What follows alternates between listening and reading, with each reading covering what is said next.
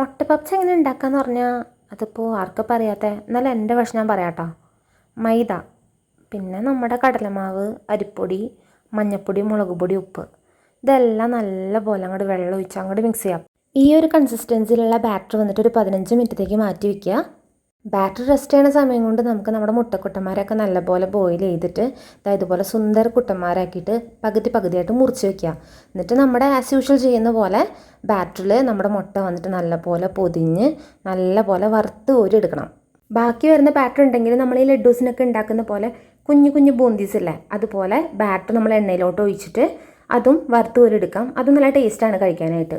Normally നമ്മൾ ബജ്ജിയൊക്കെ കഴിക്കുമ്പോൾ അതിൻ്റെ കൂടെ കിട്ടുന്നൊരു ടൊമാറ്റോ ചട്നി ഉണ്ട്, അതും കൂടെ ഉണ്ടെന്നുണ്ടെങ്കിൽ അടിപൊളിയായിരിക്കും. ഞാൻ തൽക്കാലം ടൊമാറ്റോ സോസ് വെച്ചിട്ടാണ് കേട്ടോ കഴിക്കുന്നത്. അടിപൊളി ബജ്ജിയായിരുന്നു. പിന്നെ ഒരു കാര്യം കൂടെ, നമ്മൾ നോർമലി ബജ്ജി ഉണ്ടാക്കുമ്പോൾ അതിൻ്റെ കൂടെ കായപ്പൊടി ചേർക്കും. ഞാൻ ഇതിൽ ചേർത്തിട്ടില്ല, അപ്പോൾ ഇഷ്ടമുള്ളവർക്ക് അതും കൂടെ ചേർക്കാം. നല്ലൊരു ചായയുടെ കൂടെ എൻജോയ് ചെയ്യാം. Have it and love it.